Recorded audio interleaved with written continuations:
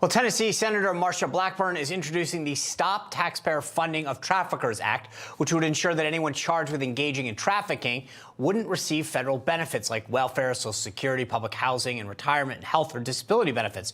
She said in a statement to Newsmax, quote, "We cannot continue to incentivize this blatant criminal activity. The legislation ensures that hardworking taxpayers are not forced to fund the lifestyles of offenders who are making our country more dangerous." It is our pleasure to welcome back to the show Senator Blackburn. Senator, the fact that you're introducing this bill makes me believe that you know somewhat how much this must go on. So give us an idea of how prevalent this is. Yes, you know, Sean, what we found out by being on the border and working with local sheriffs and with Border Patrol, we learned that many people who are trafficking and working with the cartels, bringing these illegal immigrants into the country, transporting them around the country, that they live in government housing, that they are receiving benefit checks, that they are continuing to receive those benefits after they have been apprehended and booked for this trafficking. Individuals are trafficking and smuggling drugs.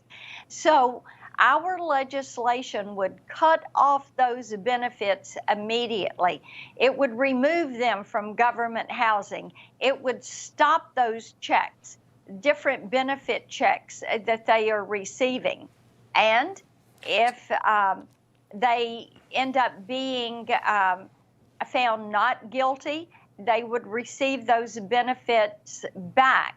But what we have to do is send that message that if you are trafficking people, trafficking drugs, and you are caught and you are jailed, that you are not going to receive taxpayer-paid benefits.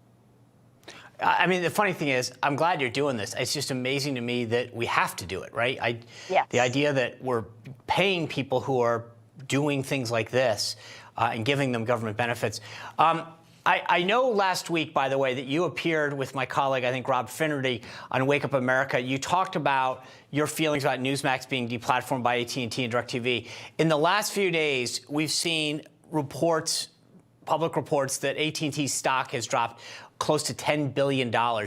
Do you think, as somebody who's been in this fight a long time, you're on the Commerce Committee, you've been very involved, that the companies are starting to get the message when they do things like this? Sean, these companies need to realize free speech is a right of the American people.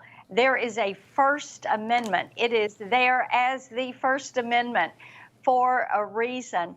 And these companies that have bought into woke policies, that have kowtowed to ESG, those are things that the American people are saying, hey, wait a minute, we don't agree with you on this. You have a fiduciary duty to make the best decisions for what this stock is, for the pension fund, for different components that people invest in these companies. So I think that some of these companies are beginning to think twice. It is past time for them to think twice. It is imperative that these cable companies and satellite companies began to realize that they're going to lose viewers if viewers can't find what they want to see on that particular platform.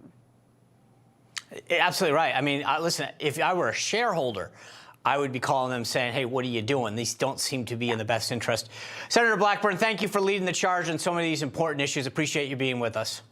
You got it. Take care.